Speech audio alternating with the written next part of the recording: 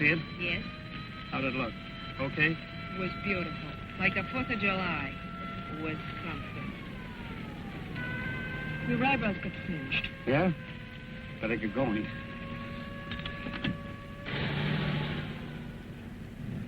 Everything's going great, baby. We're getting all the breaks. Yeah. 500. That ought to hold you till the big day. I guess so. Sam, I'll need some new clothes. You'll have plenty when you collect our jackpot. I'll need them right away, Sam. The widow has to wear black.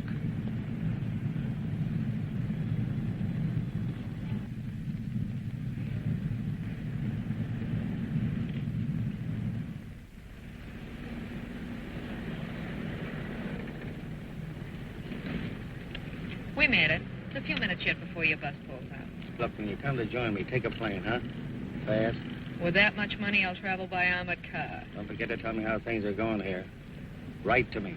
General Delivery, Washington, D.C., Sam Johnson. It's a dull name you picked. It's okay for now. You can pick a better when we get back together again.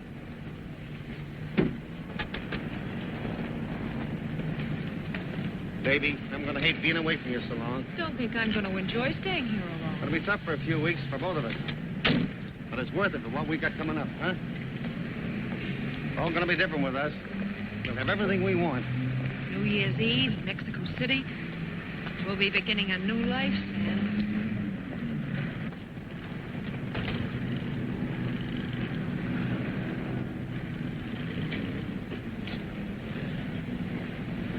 Goodbye, baby. When I tell you I'm gone forever, don't you believe it. And remember, no tears. Sam, I'll eat popcorn at the funeral. Don't you worry about that business tonight. Full of stuff like that, I must be daffy about you. So I am. This'll work out. Then I'll have you. An all-time deal. I will, won't I? Huh? Sam, never doubt me now. Don't forget to write me. Every day.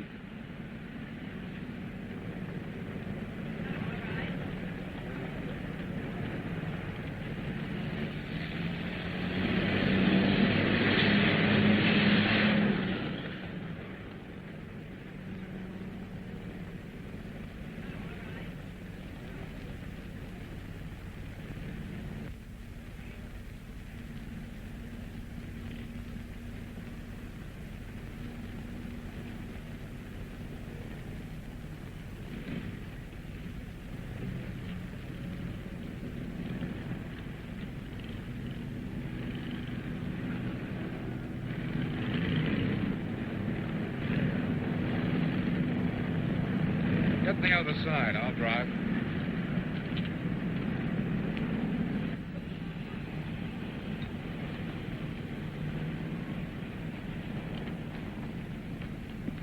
That husband of yours get off all right? Sam will soon be far away. For a long time. It's a happy thought. I forgive you for getting me down here at this awful hour. I couldn't wait to be with you. Hungry? No. I just want to relax and enjoy myself. Let's get going.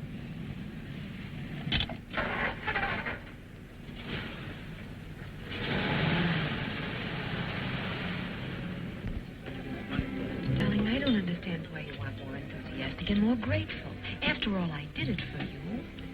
Mostly. I keep telling you everything's going to be perfect for us now. But you don't tell me why. Don't you trust me? I'm not Sam.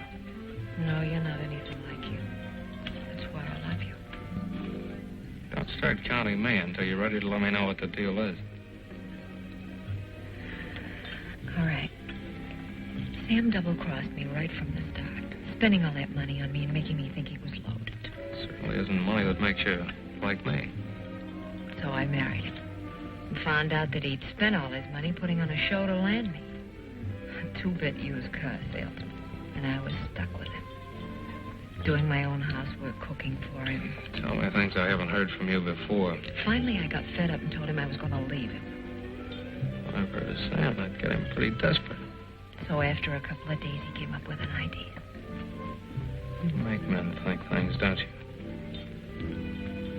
A couple of hours ago, down at the Sunset Beach Hotel, a room registered to a Mr. Samm Grover caught on fire, and a body went hurtling all in flames out the window.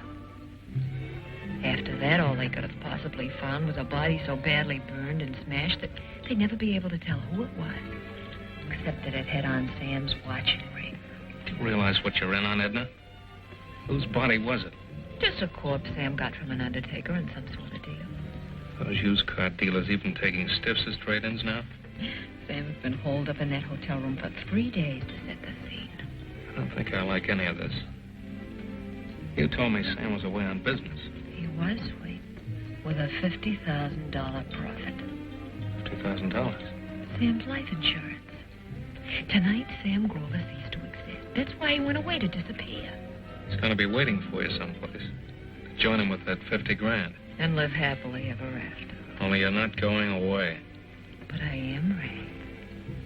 I'm going any place you want to go.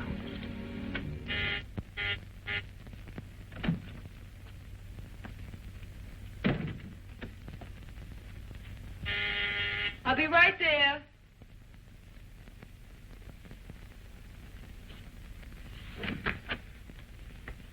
Mrs. Samm Grover? Yes? Your husband here? No, he isn't. Then I'll have to talk to you, Mrs. Grover.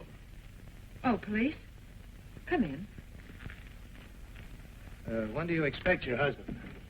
Well, I don't exactly know. He hasn't been home in several days. Why, is he in some sort of trouble?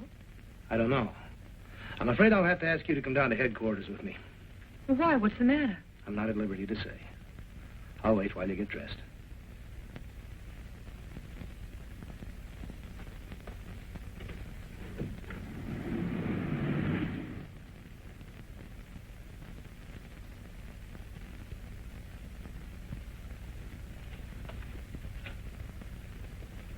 Okay, check on it. Sit down, Mrs. Grover. I understand you haven't seen your husband since Monday. That's right, I haven't. What's this all about? Has Sam done something? Any idea where we could find him? Well, he just left without saying where he was going.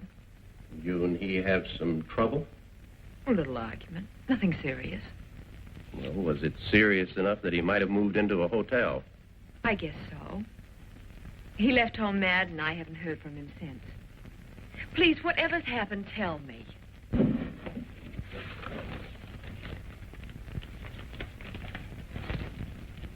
Ever see these before? I don't know. They look like my husband's. The watch I gave him our first Christmas together. Where'd you find these? A room registered to Samm Grover at the Sunset Beach Hotel caught on fire. These were on the body that plunged through the window into the alley. He's dead?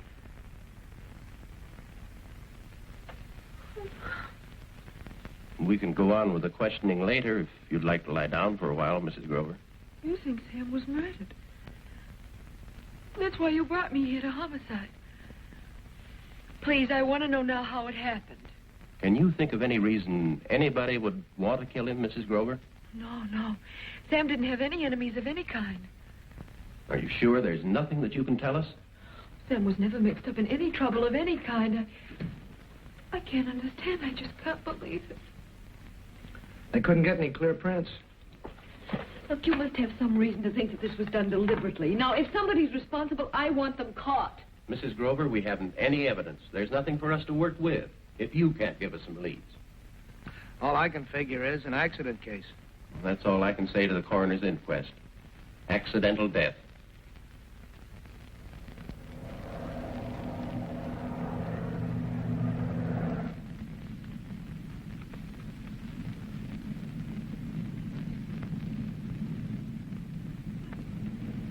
What a lovely creature. Is that your daughter? My granddaughter. She's studying surgery in Switzerland. Oh. Naturally, for a while, they had me really desperate.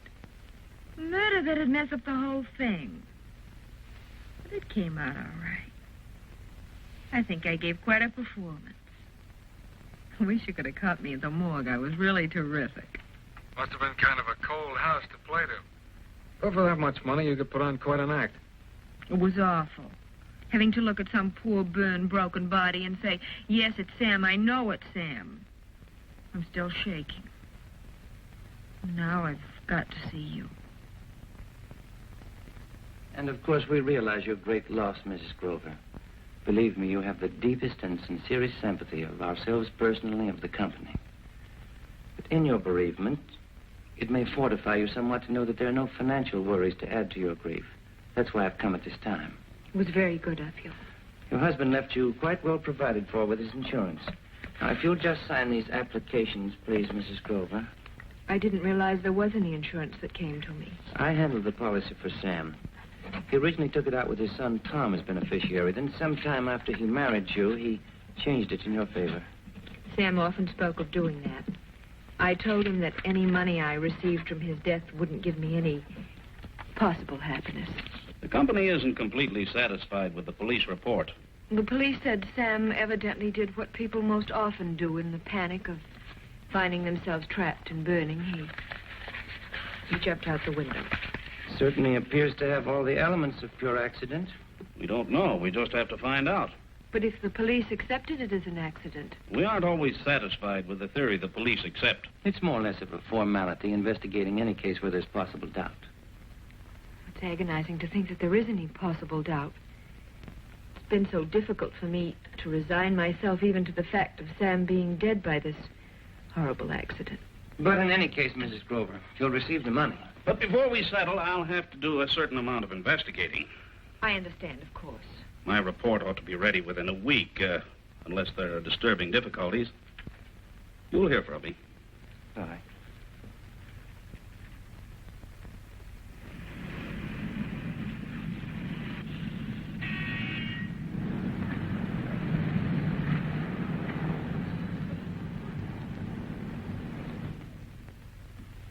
I think you'll like it here.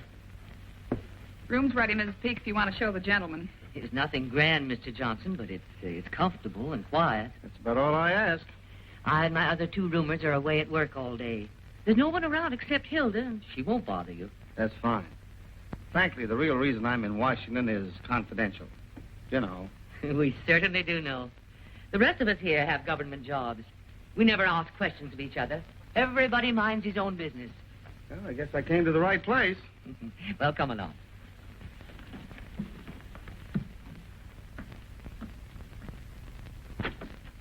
Oh, hello, Tom. Come in. Thanks. I hoped you'd come when you heard. I'm glad you're here. Are you? It isn't the same without him, is it? You haven't been around for a long time. I'm sorry it had to be these circumstances that brought you back.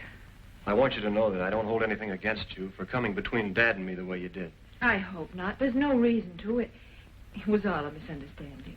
If having you gave my father a couple of years of happiness, that's fine with me. I tried to make him happy, Tom. I like to feel that I did. And believe me, I don't hold any resentment about Dad changing the insurance policy so you get the money. Oh, I never wanted him to. I didn't know anything about it until yesterday. He wanted to leave you well fixed, and he did. You'll be all right. I'm going to give you your share, Tom. I'm sure Sam would expect that. Thanks, Edna. I don't want any of the money. I'll get along okay on my own. I want to be sure. Did you get married yet? I was going to, but, well, this postpones that for a while anyway. I think your father would want you to go along the way you planned, just as though nothing had happened. I can't now, with this hanging over me. Well, it's not a family scandal, Tom. Your father died in a fire. Only I'm not so sure it was an accident. Well, how can you say that, Tom? I know this hit you very hard. It does me, too. But we must keep our senses. The police and the insurance company have investigated, and they've accepted it as accidental death. I'm not making any accusations against anybody. But I'm going to find out if there was anything criminal about my father's death. And if there was, I'm going to make sure that something's done about it.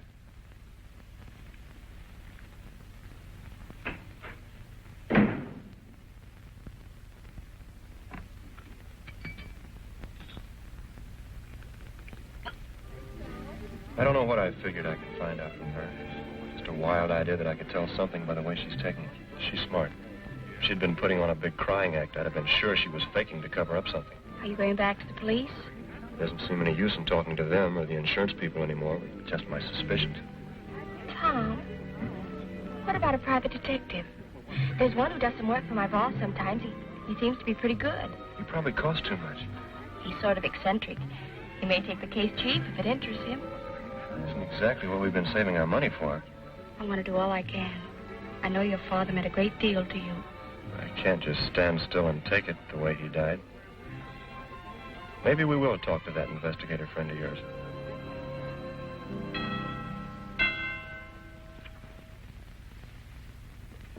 Yes? Mr. Stewart, are you busy? I'm most certainly going to be. This is delightful. You're here at last. My dear, you're being followed, did you know? Mr. Stewart, this is my fiancé. Your fiancé? How do you do? How do you do? You depress me deeply, Marilyn. However, I shall subject the young man to a thorough investigation and advise you whether to proceed with matrimony. Tom needs your help, Mr. Stewart. Really? I think I'm qualified to help you out of any trouble. Oh, do come over and sit down.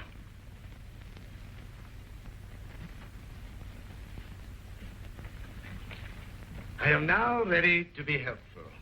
I guess, first of all, I better tell you that I can only afford about $50.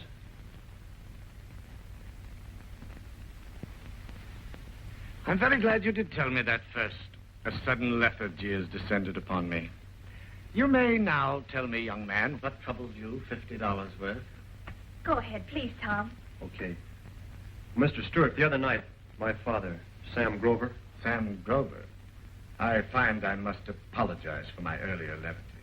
And you are here, obviously, because there is some question in your mind concerning the circumstances of your father's exit from this pleasant little world. Uh-huh. Only it isn't so pleasant to me right now. And I don't think it was any accident. Which is a direct divergence from the theory accepted by our esteemed police department. I join you in doubting their infallibility. I have a hunch my father was murdered. I imagine we've finally got around to why this young lady brought you here. A motive might be of some use. Frankly, I haven't much to go on, Mr. Stewart. Just my suspicions. My father's wife, his second wife, she's not my mother. Yes, I've seen her pictures in the daily gazettes. Dad's life insurance pays her $50,000. $50,000. Nice round sum. I think we may well consider Mrs. Grover our #1 suspect. And you have indeed a motive, laddie. I am intrigued by the possibilities. I shall give the matter definite consideration. I guess you'd want the $50 now. Not a franc till I come up with something tangible. I shall get in touch with you when I have something stimulating to report. You're being awfully kind, Mr. Stewart. Yes, I suppose I am. Goodbye. Goodbye.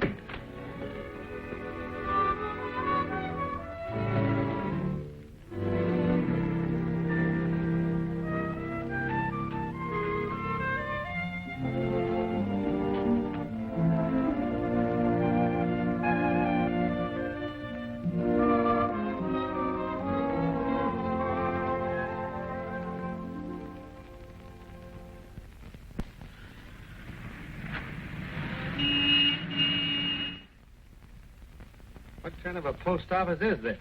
Right here in the home headquarters of the U.S. Postal Service, a man comes around faithfully every day and you don't turn up a postcard or anything for him. Not even a bill. Nothing for Sam Johnson. Nothing, huh? Thanks.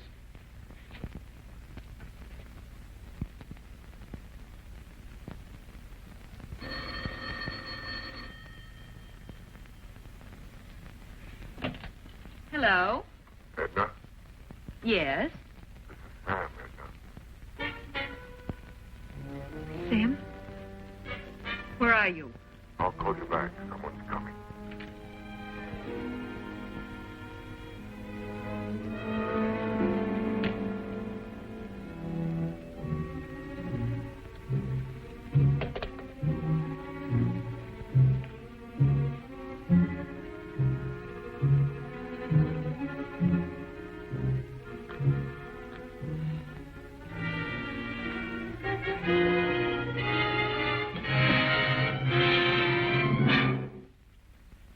Allow me.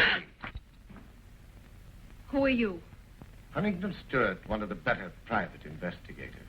How'd you get in here? The doors of most homes are very vulnerable to passkeys. I felt that our little telephone conversation entitled me to guest privileges. I don't recall any telephone conversation with you. It was rather brief. I didn't allow you to be very communicative. I'm awfully afraid I hung up rather rudely right after you said, Sam, where are you? I was so startled. Voice from the dead, I didn't know what I was saying. You said just the right thing. Your answer was very gratifying. You don't look like the type to play telephone tricks on widows for your amusement. I suppose it does need a little explanation. Yes, it does. I was engaged by young Mr. Tom Grover to investigate his father's untimely demise. I shouldn't think an upset son's wild ravings would inspire anyone with your experience. Well, frankly, the boy's problem doesn't interest me particularly. Really? What would? Money. Afraid you've come to the wrong place. Let's not forget, Mrs. Grover, I am aware your husband is alive. You have a problem. You? I admit I misjudged you, my dear. In a case of this sort, one's first suspicions are apt to be rather nasty. You know, I found that out. People seem to get the idea I killed Sam, so I could collect his insurance. I fell into that error, except that I didn't feel you could have accomplished it alone. I wouldn't even have thought of it. In pursuing my false premise, I regretfully announce that I stooped to employing the basest procedure of my profession. And that must be pretty base. It's almost always a dull business, and your case was no exception. I was quite bored following you and that young man. Any particular young man? That handsome chap. I believe his name is Ray. So you've seen Ray and me together. That's not enough. My dear, it's quite sufficient to have made it seem likely you and your young man contrived Sam's death, making it look like an accident, so that after you'd collected the insurance, you and the boyfriend could go away together. You'll never find anything to implicate Ray. Possibly not. Getting any material evidence against you two would have required some physical effort on my part. And I'm a lazy creature. Besides, character traits are so much more intriguing. I'm sure people's minds are more interesting than their fingerprints. Absolutely. I find we have one thing in common. You and I? You and I. It takes money to make us happy. Money isn't everything, they say. And speaking of money, I possess certain priceless jewels of information. Priceless? The very for close association with this Ray fellow would elevate eyebrows among the insurance and police people. You really have an evil mind. A very valuable asset in my profession, dealing with the people that I do. No doubt. And the revelation that your husband is actually alive, and you knew it when you signed the insurance claim, would inevitably result in your conviction for fraud. I have a feeling you're not going to tell them. No. Neither my client nor I have anything to gain by your being sent to prison. I'm not hollering help yet. You're in no position to holler. Personally, I hope very much that you get the money. The full amount. That's what I've been waiting for. And I feel definitely that the son, Tom, should share in the benefits from the insurance. I wondered how you were going to put the proposition. Didn't Tom tell you that I offered him some of the money and he refused to take any part of it? Yes. But then you could say how much. Now I'm in the position to name the amount. How nice for you. I feel that 5,000 would be a fitting sum. The lad wants to get married. I suppose you realize I won't get any 5,000 until the insurance company pays off. Up until that point, my client and I shall be paragons of patience. You'll keep in touch with me, I'm sure. Mm-hmm. Constantly.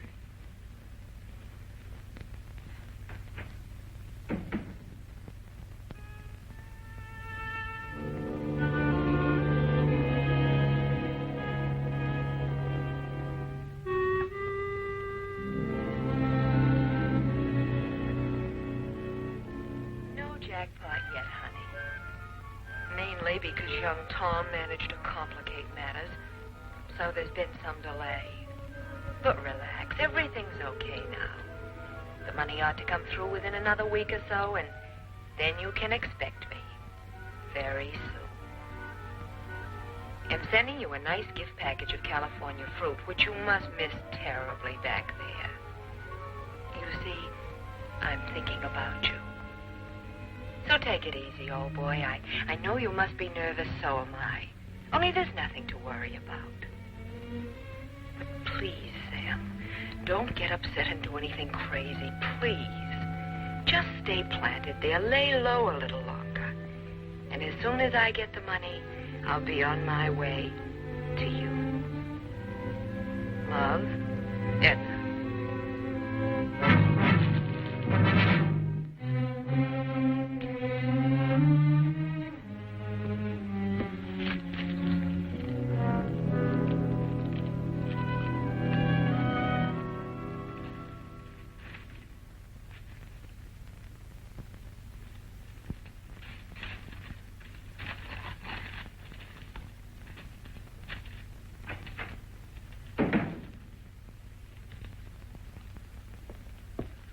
Oh, good morning, Mr. Johnson. Morning, Hilda. I guess you needn't bother to take your hat off. I don't understand. The landlady asked me to tell you she wouldn't need you any longer. Sorry. Why, I wonder? Mrs. Peake never complained of my work. I guess it's because she's going to quit her own job and take care of the house herself. Oh, well, it doesn't matter. I'll get another position, a better one. Mrs. Peake owed me for a week and a half. Did she leave my pay? Oh, your pay? Not with me. Well, that's funny, too. She knows she owes me. Everybody else gone for the day? Nobody will be here till evening. No use of you hanging around. I'll remind Mrs. Peake. You can pick up your money tomorrow morning.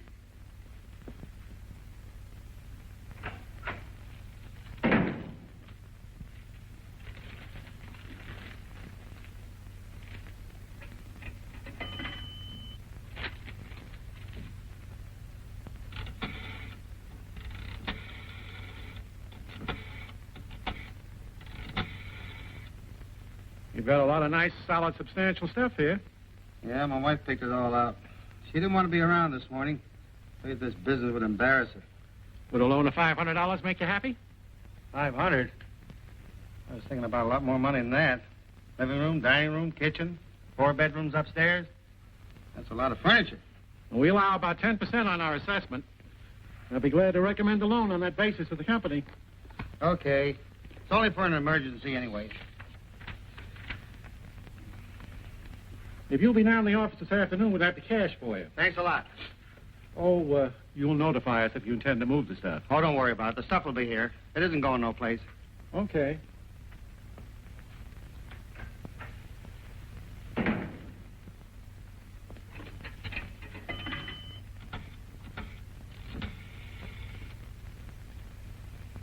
Give me the number of the American Airlines.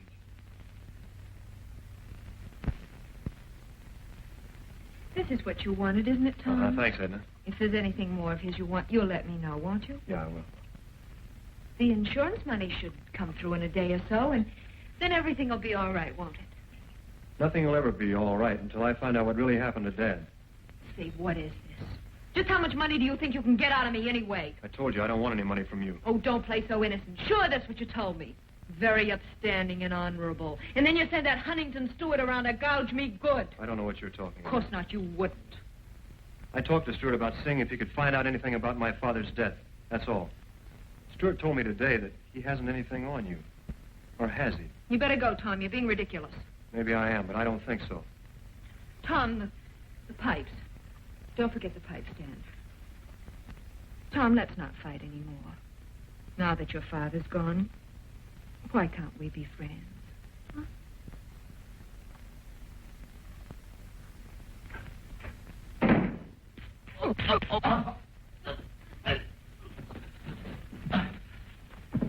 You lied to me. You told me you didn't have anything on Edna. Now talk.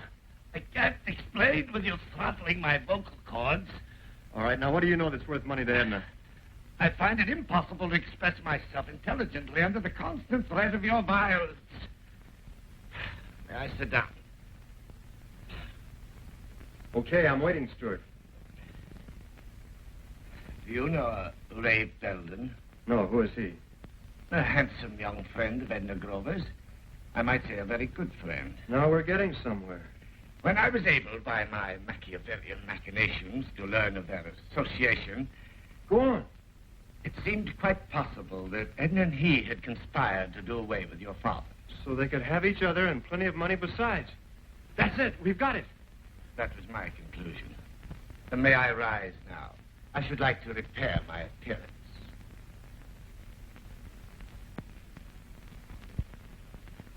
Better put this away before you tear it in two. Why didn't you tell me about this guy Ray before? Why didn't you tell the police? I didn't tell the police because the deed seemed to have been accomplished so adroitly there was no evidence. All we could possibly prove was motive. I had what I believed was a better plan. Yeah, sure. Use what you knew to put the bite on Edna and make yourself some money out of my father's death. My dear boy, my plan is for you to receive the benefit from the insurance. You think I want any part of the proceeds from my father being murdered? I quite see your point. A very admirable attitude. I don't like you cutting yourself in either. Lay off, Edna. Got my own ideas about what to do with her and that guy. I suppose it's useless to advise you against any aggressive action. In my book, they killed my father. I had an intuition you'd lose your head when you learned about Edna and her boyfriend. Why don't you let me have a chat with this Ray? Because I'm going to have a little talk with him myself. As an older and wiser head, I must warn you that pursuing this any further will only be disastrous to you. Maybe. I'm thinking mostly about how disastrous it's going to be to Edna and her friend Ray.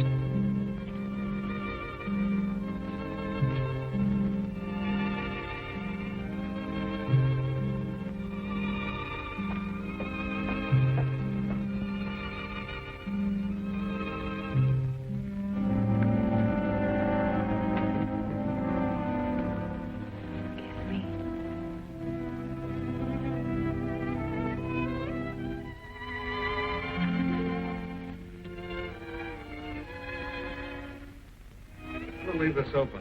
Don't be silly, Di. There's nothing to be scared of now. This is our last moment together for 3 long weeks.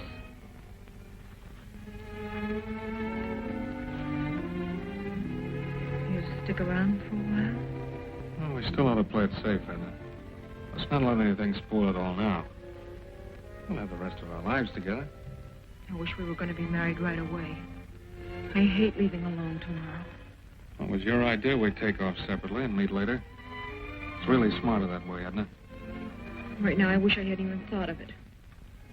Maybe it isn't so smart. Maybe you won't come to join me. I'll be following right behind you. Frisco, then Diamond Head. And the boat that docks 1 week after yours. And New Year's Eve in Honolulu. With you. Edna, I need some new clothes and have to get by until I meet you over there. Of course, Ray. I'll write you a check.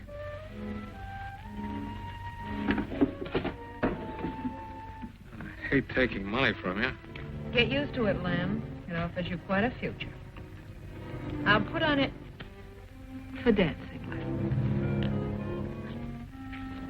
There you are. Thanks. Ray, honey, you sure you won't go with me in the morning? We could change your ticket in Frisco.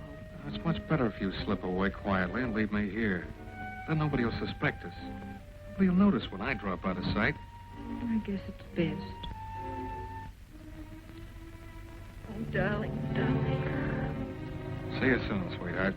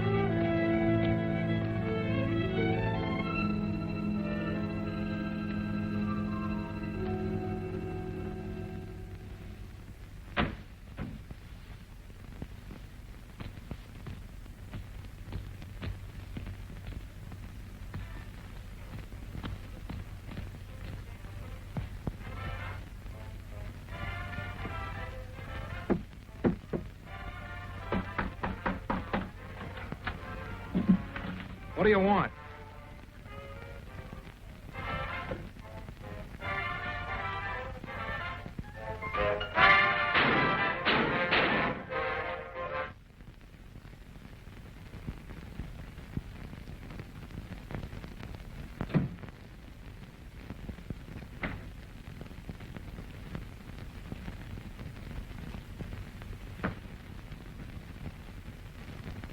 Who is it?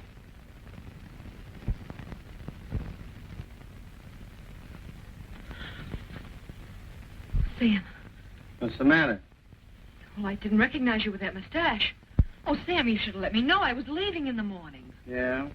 Where were you going? Well, to Washington, of course, Sam, to meet you. I got the money. This is a great way for me to have to find out. Well, I wrote you yesterday. There's an airmail letter on the way to Washington. You must have passed it. Where's the dough? In the bank, Sam, all safe. How much of it? Nearly all. I had to get a few things naturally. Tickets and... Sure. Tickets.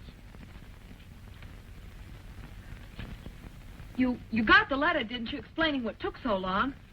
Tom complicating things and... That's all I got. And the basket of fruit. Well, Tom kept messing around trying to prove it wasn't an accident. He thought you were murdered. It's nice to know the kid still cares what happens to his own man. Nice to know somebody does. I guess I've given the kid a pretty rotten deal. He's a good boy. Who were you expecting when I came in? Who did you think it was? My girlfriend. I had to have some company when you were away. Her husband's working up in Alaska. I saw you come home with the guy. Oh, with Ray. Oh, that's Karen's boyfriend. You remember Karen. We were playing cards together. When'd you get back? This afternoon. Sam, what's that for? Just to make sure I get my share of the dough. Well, it's a little unnecessary. Until I get my $25,000, you're not going to have 1 minute alone. I'm tired of being alone. Listen, Sam, why split the money? We can still go to Mexico, can't we? It'd be wonderful there. Marvelous. I read about a little character place called Tasco. With what we've got, we could live in luxury there. No worries, no bothers. It'd be heavenly, Sam. There isn't going to be any Mexico. All I want is my cut of the money. And I'm getting away from here. And you.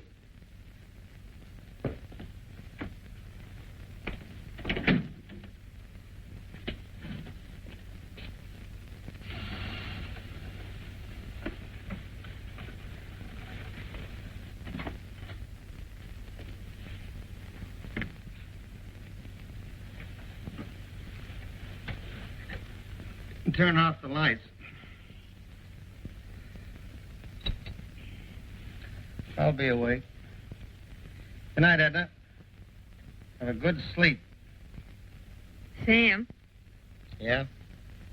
can I do whatever I want with my share of the money? Sure. Only you're having about half as much as expected is going to be quite a blow to Karen's boyfriend. He may not like that. But, my dear boy, I wouldn't want to ruin that pretty scarf. I have feathered myself down for the night in a new robe and pajamas purchased today particularly for a quiet evening at home. Therefore, I have no intention of forsaking my ivory tower for love or money. That is, you haven't enough money.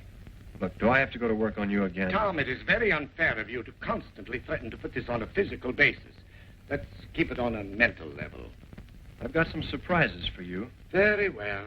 What brings you charging into my sanctuary like a young bull at this heathen hour?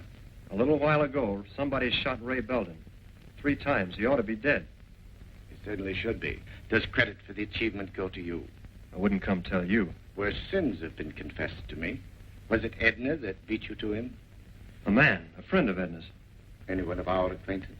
I couldn't recognize him from where I was hiding. Mm-hmm. A mysterious man, a friend of Edna's, comes out of the night and kills her sweetheart. Mm-hmm.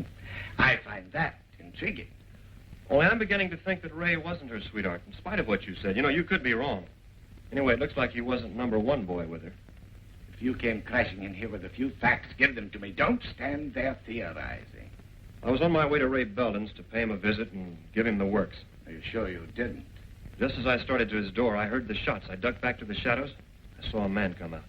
And you couldn't get enough of a look to identify him? But I followed him. He hurried right to Edna's place. He went in, didn't come out. Looks like he's head man. Well, at least you're beginning to be forgiven for disturbing me. Must have something to do with my father's death. I didn't suppose you were otherwise concerned about Ray becoming extinct. What happened tonight makes me think that Ray must not have been her accomplice. Really? Who do you think was? The man I saw tonight. Look, he and Edna murdered Dad. Ray knew too much about it, so the man had to put Ray out of the way. You realize, of course, that you are the most appropriate suspect for the killing of Belden? It's the reason I came to you instead of going to the police. You made quite a fuss, claiming that your father was murdered. Now the widow's most likely collaborator is killed. It would most certainly seem you did it for revenge. I know that. I'm in a spot. Very definitely. It would be extremely foolhardy at the moment for you to go any further. You've come to the right place. I hate to lay low now that we're hot on the trail. Stay out of sight until you get a message from me.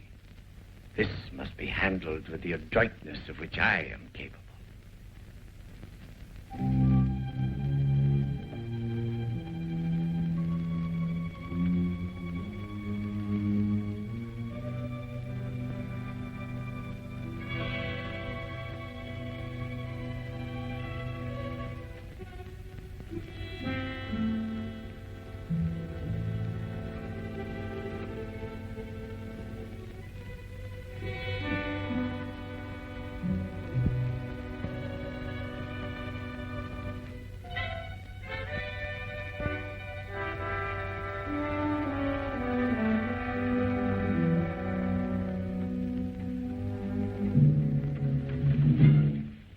I wasn't asleep. Then why didn't you stop me? What for? You were a fool to let me take this. I'm going to kill you. Why? You've got your freedom and nearly 25 grand. You want all the money? That's the idea.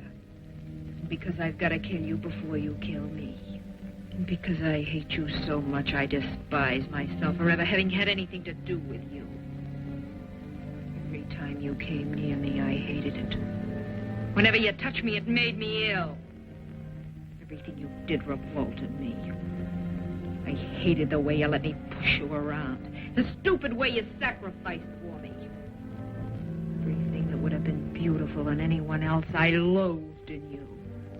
But now I'm going to fix it so I don't ever have to see or think about you again. You're being foolish, Edna. They'll hang you for it. Because I shot some stranger who broke into my home? You can't get away with it, Edna. Tom, he'll recognize me. Not what I'm going to leave of you, he won't.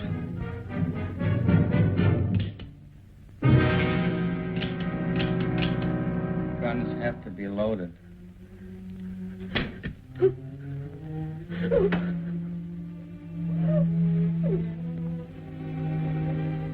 It's a shame. And after that pretty speech.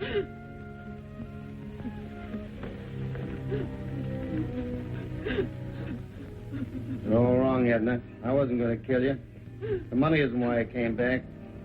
All I ever wanted was you, Edna. You were everything to me. Money didn't mean a thing. Except a way to keep you near me. There was a time when I thought I'd die if you ever left me. But now I think I can get along all right without you. You're through with me, and I don't want you anymore. Very nice timing. So all I want now is what's coming to me. My share of the insurance. And you're going to the bank and get it. In cash. I'm taking my full half. Only $5,000. I see no reason why I should pay for any tickets to Honolulu. I guess that polishes off everything between us. Who is it? Cab's here. I'll be right there. Do I need to remind you that neither of us is in any spot to turn the other into the police? I just want to forget you, Sam. Well, have a happy new year. Any place. Goodbye, Sam. So long, Edna. Love may be a little overrated.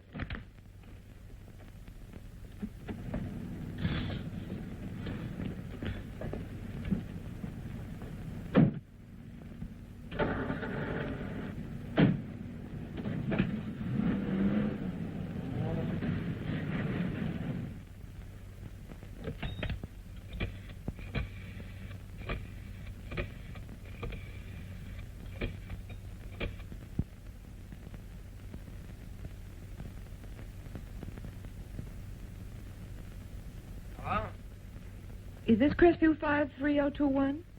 Yes, who's calling? Is Ray there? Yeah, he's here. Who wants him?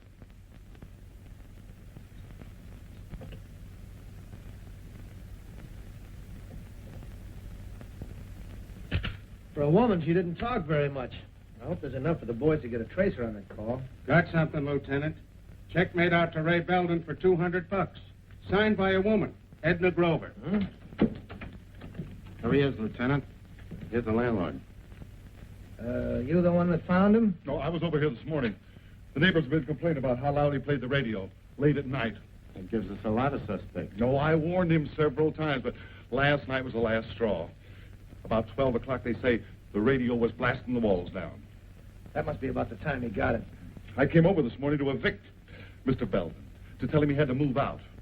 And I found him. You rented the place to anybody yet? Why, no. You got yourself a new tenant. This is just what I've been looking for. Lieutenant, could I talk to this gentleman for a few minutes? Sure, go ahead. Hello? Yeah? Mm-hmm. Got a tracer on that call, Lieutenant. The phone is listed under the name of Mrs. Edna Grover. Well, I'll let you boys finish up here. I'm going to have a talk with a blonde.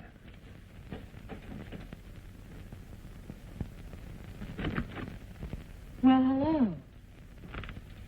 Hello, Mrs. Grover. Nice to see you. You're quite a girl. I wonder if it was worth it to the guys who really knew you. What? Something seems to happen to your men. Please, what are you talking about? First, it was your husband, Sam, now Belden. Ray? This was no accident. 3 shots pumped into him. What are you saying? What's happened to Ray? He's dead.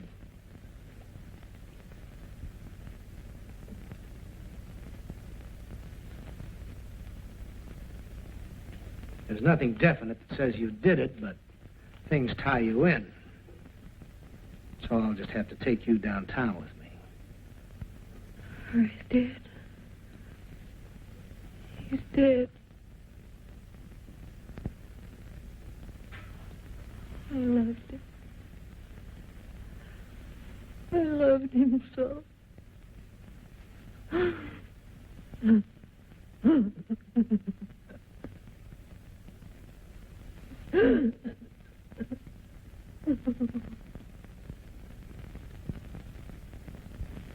Doesn't live there anymore, huh?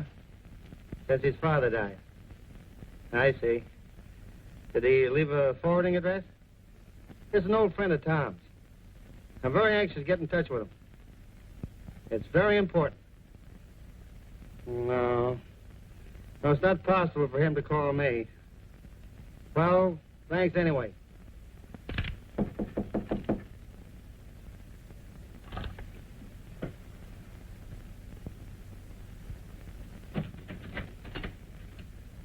Who you got in there? Hey, wait a minute. There's nobody in here but me. Oh, house detective. You look like a better class of hotel. I sincerely hope so. What is this? What do you want? Turn around, please. Stroll over toward the wall. Stop. Lean forward with your arms wide and your hands against the wall. Spread your feet far apart.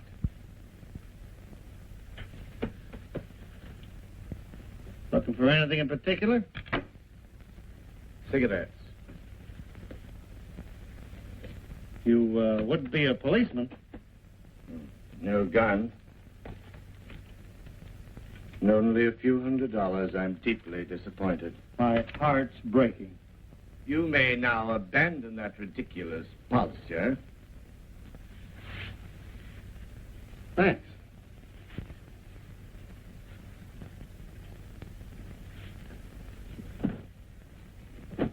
Move over and stand looking out that window. It might offer a splendid view 9 stories down. Maybe I don't like any of this. Maybe I'll make you use that gun. That is precisely why I have it handy. It would give you a lot of explaining to do to the police. I think the police would listen very attentively, and I strongly urge you do the same. Right now, or very soon, the discovery of the body of a man murdered last night would interest the police in any possible prospects. What has that got to do with me? I think the police would be delighted to learn that last night you were seen going into the house of one Ray Belden. 3 shots later, you were the one who came out. I followed you here knowing pretty well whom I'd find, because I asked myself, who would kill Ray Belden, then spend the rest of the night in Edna Grover's apartment? And the answer came to me immediately. I thought, why, of course, Samm Grover would do the deed. And think no one would ever suspect him, because he's supposed to be dead. Did you kill your wife, too? I never heard of any of the people you mentioned, so I guess we've got nothing in common to talk about.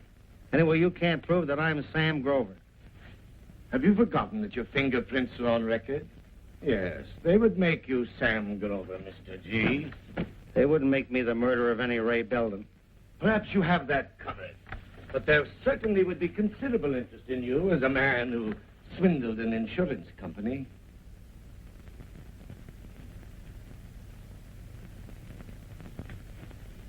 Hey, wait a minute. I've tried to break it to you gently, but I hope I've made you realize the situation. If I turn you over to the police, you face charges of both fraud and murder. Well, what do you want? Not all. Not everything you have. I wouldn't want to leave you with nothing to lose. You might be moved to do something desperate. How much? Say, $5,000. What am I buying with that? Your absolute freedom, Mr. Grover. How do I know you won't still turn me in after I pay off? How does anyone ever know in cases like this? However, you are blessed, taking less than the usual chance. What break am I getting? Don't you see? It'd be very damaging to my excellent reputation as a detective to have to report that I had my hands on a man wanted for fraud and murder and let him slip away. You shall have your liberty, Mr. Grover, and at a very moderate price, I maintain. I haven't got the money here. I'm fairly certain of that. I followed you to the bank this morning, but you got in before I could park my car. I presume you put the money in a safety deposit box. Naturally, I didn't want all that money with me over the weekend. And the place doesn't open till Monday morning. I shall be patient. In the meantime, I have the keys to the box as my security. Yeah. Say, am I buying any information with my $5,000? And who claims they saw me coming out of Ray Belden's? Huh? Prepare for a shock. Your son. Tom? You'll be relieved to learn that he didn't recognize you. Does he know I'm still alive? I thought it was kinder to leave him in ignorance. Perhaps it's better if he thinks his old man is dead. I feel a certain responsibility to the lad. I rather like him. I'll think of something to tell him, and I shall drop back to see how you are. Naturally, you could run out on me and leave town, but that way you'd be letting me collect all the money. I'll be here. Remember, you can't open that box without my signature. For that matter, I don't even know what name you used. We definitely need each other. United we stand. Divided we fall. Why don't you want to tell us, Mrs. Grover? What was there between you and Ray Belden? Why did you phone in this morning? To say goodbye. I was going away. We know. You had a ticket to Honolulu. You were all set for a fast getaway after you killed him. I didn't kill him. He had a ticket to Honolulu, too. For a boat a week later. You didn't want him to follow you, so you shot him. He was making you pay off for something. You wanted to get rid of him. That's only human. The check was for what it said, for dancing lessons. I think you're on the wrong beat. If she shot him, why would she phone his place? To make sure he was dead? But what about the gun? Remember, the bullets in Ray Belden's body came from the gun we found in your bedroom. I told you I didn't know anything about the gun. Well, how do you think it got in your bedroom? Tell us. Somebody put it there last night while I was out. I went to the movies. Somebody planted it to make it look like you did the killing. Huh? Tom Grover. Who? Tom Grover, my husband's son. Mr. Hutton knows. Tom didn't think his father's death was an accident. He thought I had something to do with Sam's death. Tom threatened to kill me. Maybe you did murder your husband, and Ray Belden knew about it. That was why you put him out of the way. I didn't kill my husband, and I didn't have any reason to kill Ray. The last time I saw Ray, he was alive. You say you were home last night at the time he was killed. Who can prove that? Was somebody with you? Your last night in town. A girlfriend? Any friend? A relative? No, nobody. I was alone. Hutton speaking. Okay.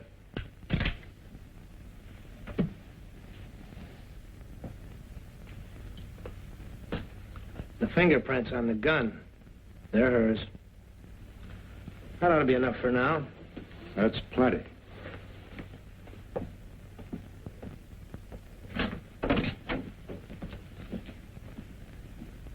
You can come in now.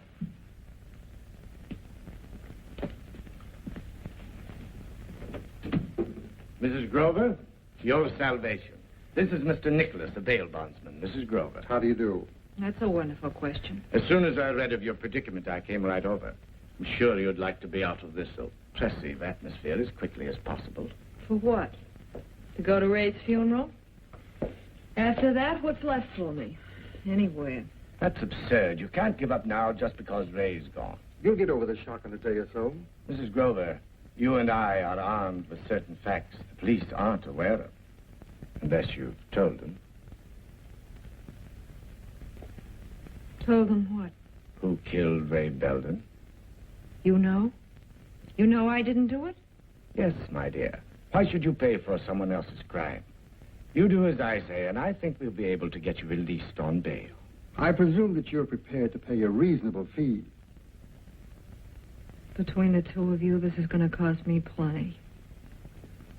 But it'll be worth it. Thanks very much. No, I didn't want to talk to him. I just want to know if he still worked there. Thanks very much. Goodbye.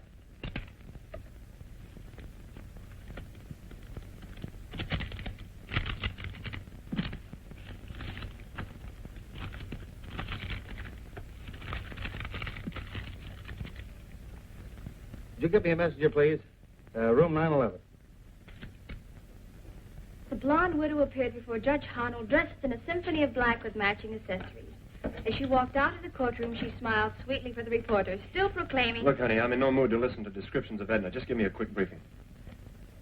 Edna's going to plead guilty to shooting Ray Belden. Guilty? When she didn't do it? The charge is reduced to manslaughter. She's out on bail. After all she's done.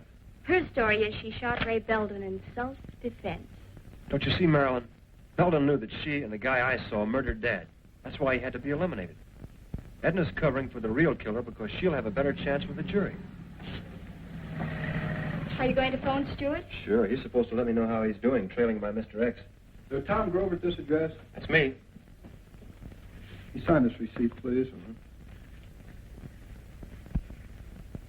Thanks. Maybe that's from Stewart. What is it, Tom? $5,000. A note that says, just forget about your father and be happy. Hey, messenger! The way you work? My brain is always active, Edna. Delighted to see you, my dear. I haven't any time for polite conversation. I came here for one thing. I want you to find Sam. Just when we've found a way to save you from conviction for a crime you didn't commit, don't, for heaven's sakes, go out and do something to hang yourself. He killed a man I loved. Nothing you do now can bring Ray back. Pray, let's be practical. Sam, being guilty of fraud and murder, is undoubtedly a desperate and dangerous man to corner. Not my cup of tea. All you have to do is find out where he is. I'll take it from there. It's nearly $10,000, Stewart. I'm not even tempted. The money you gave me has made life so luxurious, I have every intention of keeping myself alive to enjoy it. I have a feeling you don't want me to find Sam. I definitely do not, for your own sake. Forget Sam. Try to forget Ray. You have a chance for freedom and a fine future. They say everybody has to pay for their sins. Funny, I always thought you were the man who collected. You've paid your debt, dear girl. Now life owes you some happiness. Let me out before you pass the plate.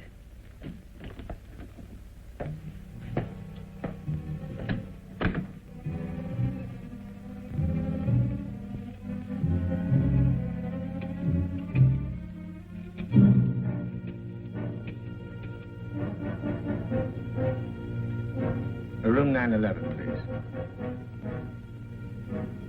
Hello, Mr. G? This is your friend. Yes. On that business proposition we were discussing, I have another bidder who's willing to top your offer. I don't believe we'd better talk on the phone. I'll drop over and see you later. Wants to be sure you're in. I'll be here.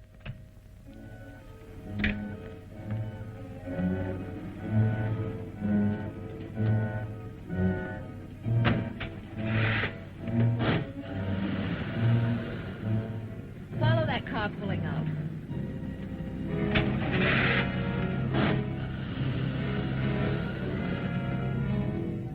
The boy's story makes sense to me. We'll pick up the killer of Belden and Grover. Not bad.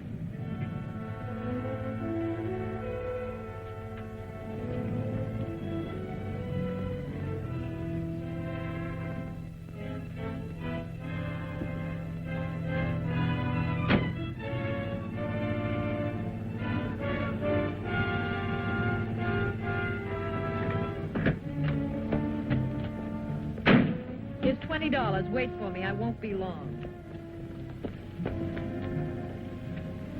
You don't think you're going to park here, do you? Well, my fare will be right out. There ain't an open spot in the block. You may need that for a client. What do you think, you own the street?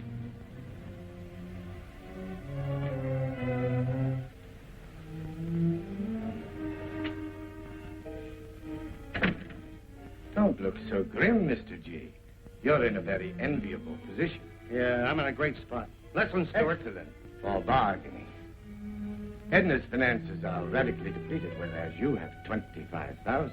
I had $5,000 hidden in here that you didn't find. I went to my son. Still, Amazing you could be such a skunk and smell so nice. Your cologne leaves a trail up elevators and down home. I've got your husband for you. You name the figure. You killed Ray. So now I'm gonna give you just what he got. He's no good to me.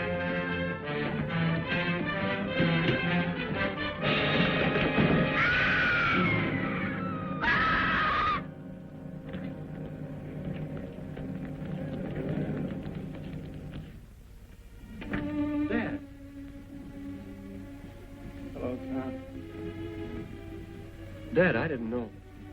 I brought the police. It's better this way. I'd rather pay the law than him. Blackmail may be the lightest rap he'll take. Me, I'll get the full treatment. Are you still around? Didn't your bear come out yet? Yeah, she came out.